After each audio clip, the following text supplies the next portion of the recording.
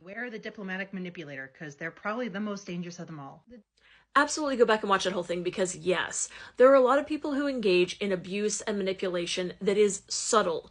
It is courtly games. Think high school kind of mean girl stuff, but on a much more elevated, subtle, passive aggressive level. There are power dynamics at play. They are setting themselves as above you, and when you serve them, you take care of them in their needs, they think that is the proper order of things. But if they deign to take care of you, that is proving that you are a burden unto them.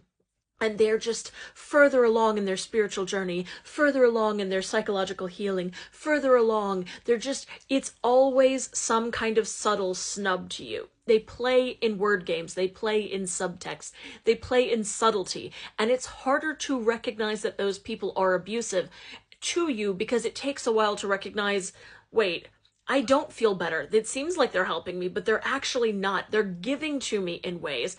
And yet it feels like I'm in a snare. It feels like my walls are closing in every time I go around them.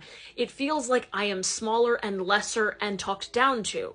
And if you start to notice that, pay attention, because these people set themselves up as the long-suffering mother who is actually harming their kids behind the scenes. They set themselves up as the friend who is putting up with this lesser and less evolved friend who is just too emotional, right? They set themselves up as this kind of saint, as this sort of empath that's just so caring. But what they're doing is setting up a power differential in which you serving them is appropriate and them serving you allows them to weaponize this socially so that everybody gets to pity them for dealing with you. And that is bullshit. But it's really, really common. And there are entire groups that perpetuate this. So I have a number of churches I could point out at, and I won't name names right now, but there are a number of churches that operate this way, that they have this kind of culture of this manipulative abuse.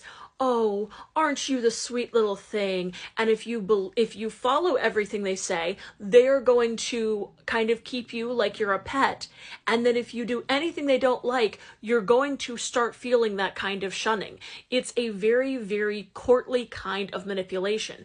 It moves into this very upper class kind of snubbing, this upper class kind of, I would never tell you directly how badly I think of you or how bad you are, but I'm going to imply it with everything I do, and if you don't get it, well, obviously that proves I'm better than you anyways. Like, those are the kinds of things these people think. So be aware of this, because yes, they're around, and they're actually more common in my opinion than the very bombastic style abusers.